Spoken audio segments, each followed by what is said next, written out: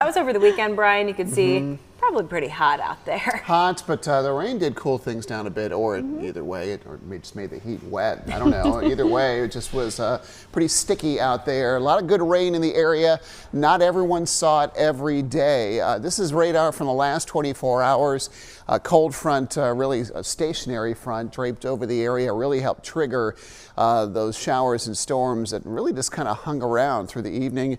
And those last few sprinkles finally died out just a couple of hours ago. But we had that band of heavy rain setting up along the I-85 corridor that eventually kind of meandered southward. There wasn't a lot of wind to help move these things around, so they really inundated some areas. Look at that rain band yesterday that fell over central Davidson County, northern Randolph, southern Guilford County, brought 3 inches or more in that belt for much of the area. We did have some high totals of 1.5 inches in Burlington and 1.3 inches in Salisbury yesterday. And some of those areas have some lingering fog this morning. A lot of cloud cover still in place this morning.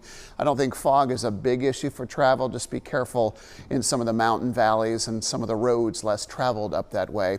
Temperatures holding mostly low to mid 70s this morning. We're off to a very muggy start, and the mugginess that's in the air is not going anywhere. Dew points likely staying in the 70s for most of this week. High temperature mid to upper 80s this afternoon. Actually a few degrees cooler than the norm. Normal high is 89 degrees. 40% chance for late day showers and thunderstorms. Could get as high as 50. At front still lingering around, but I don't see the coverage being as high today as it was yesterday. Mid to upper 80s in the foothills. Mountain temperatures likely getting close to, if not into the 80s this afternoon. Slightly better rain chance out that way. From the humid air that's in place over the south to the tropical air that's moving in near the Texas coast as Hurricane Beryl made landfall less than an hour ago. It's going to bring a lot of tropical moisture into the plain states, and a lot of that will get carried east in the coming days ahead. The latest on the storm made landfall in the Matagorda area, that's in central Texas coast, moving inland. 80-mile-an-hour winds at last check. North movement at about 12 miles per hour.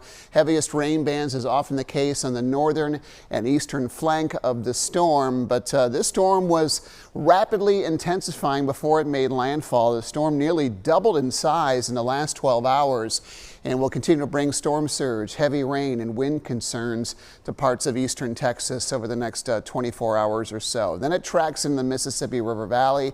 The winds weaken very quickly, but a lot of tropical moisture gets carried inland with this, and that will likely enhance our rain chances moving forward. We do have a rain chance in the forecast each and every day this week, but like what we saw before the weekend over the 4th of July, it's going to be hit or miss. Not everyone's going to see it. I think by Wednesday, when some of that Beryl-related moisture begins to move closer to the Carolinas and in the mid-Atlantic region, I think we'll enhance those rainfall chances a bit, and that's when we have impact days coming in. I'm not anticipating severe weather.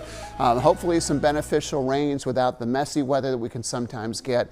I have as many days in the 80s, in fact more than the 90s this week, so we get a little bit of a break in temperature too.